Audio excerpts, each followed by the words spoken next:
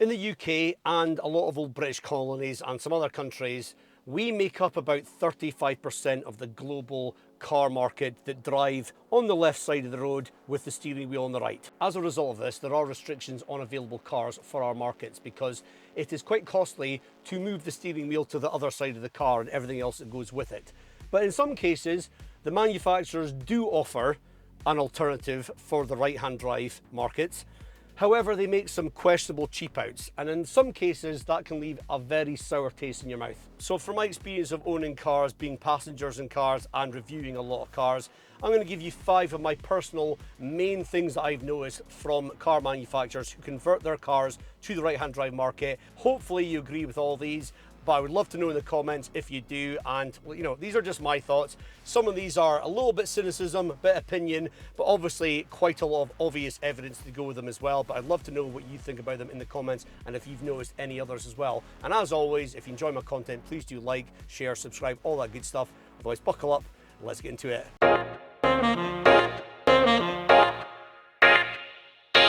Now I'm going to go in hot here with my biggest gripe, and the thing that I always call out in videos that annoys me massively, and I think it annoys me more than most people because nobody ever seems to pick up on this in the comments, and nobody ever who reviews cars ever talks about this really other than myself. But I think this is a really annoying thing, and it's particularly annoying for cars that are meant to be driver-centric, i.e. sportier cars where I want to be in a driver cockpit. But that is where the infotainment and the center console of a car is facing the passenger. And for me, it seems pretty bloody obvious that the reason for that is not because they want to give the passenger a much better experience as a passenger than you, the driver. It's that it was always facing that way when the steering wheel was on the other side of the car, and when they moved the steering wheel, they didn't bother spending the money moving everything to face the other way.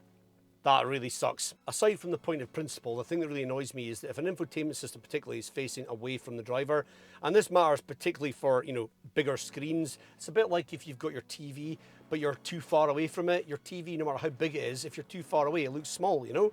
And if your infotainment screen is facing the passenger, then it looks smaller to you as the driver. And so you're not getting the full benefit of the size of the screen. And I just find that really annoying. I don't know what anybody else thinks about this, but this really bothers me. And just knowing that all the controls are not designed to be easy for me to use and to basically view, it really pisses me off. It just really does. So that's it. And I will name and shame a couple of brands here, particularly Volvo. And I love Volvos, but in my Volvo V40 that I owned, and once I've also had as hire cars previously as well, which was a consistent issue I noticed, it was massively facing the passenger. And in Sweden, yeah, they drive on the other side of the road.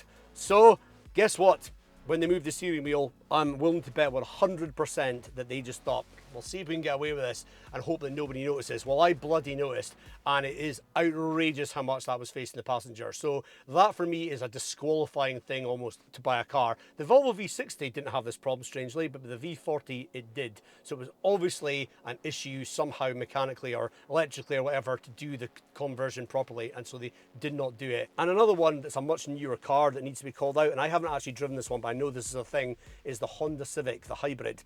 That faces the passenger as well for the right-hand drive market, and that one's particularly scandalous because it's a Japanese car, and in Japan they drive on the same side of the road as they do in Britain. So they've actually deprioritized their own market, I think, to basically have the car set up for probably the North American market where they sell more cars. That is outrageous, but that is what manufacturers do. They look at where they sell the most cars and they go, well, how do we cut costs and maximize profit for that? And that's what they do. I'm sorry, tell me I'm wrong here, but that has got to be the reason why they do this, but it's absolutely mental. I hate it. But if you do share my passion for this point, the Volkswagen Group are actually very good at driver-centric cockpits, so respect to them.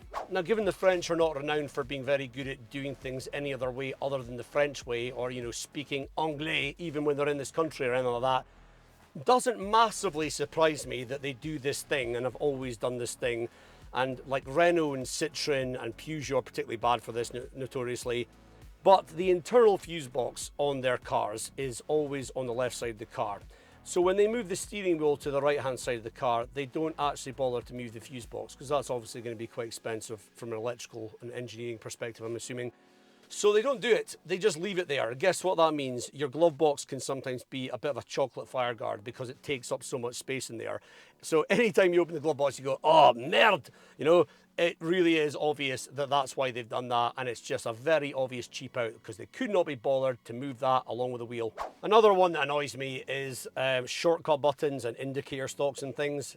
Quite often when the conversion's done with the right-hand drive market, you'll find that the shortcut buttons that are maybe meant to be down the side of the infotainment system that you are closest to as a driver, all of a sudden they're on the opposite side. The Skoda Superb, that's an example for you, where basically if you were in the left-hand drive market, yeah, it's really nice and easy to get through shortcuts, but when they don't bother to move them to the other side of the infotainment, when you're in the right-hand drive car, you've got to stretch to get to them. So the whole shortcut sort of ethos is kind of gone really, because it's actually a pain in the arse to really use your shortcuts. Indicator stalks as well, you know, some cars, they don't bother to swap those over, and so all of a sudden you're going to indicate, you're like, oh no, it's not that one, it's that one. You know, it's just like, oh guys, transparent. Okay, for this one, if you've driven a lot of premium German cars, you'll probably be able to see this one more obviously than others. But offset pedals and just the whole alignment of your body from the seat, the steering wheel to the pedals. This has historically been quite an issue in some premium German cars and others as well. And yeah, it's been a real problem for me at times. Somebody who's got a bad back. I had an old A6 Avant, and I remember getting out of that after a long journey and being like, oh, I feel quite sore and twisted. And sure enough, it's because basically the whole alignment of everything was not exactly right.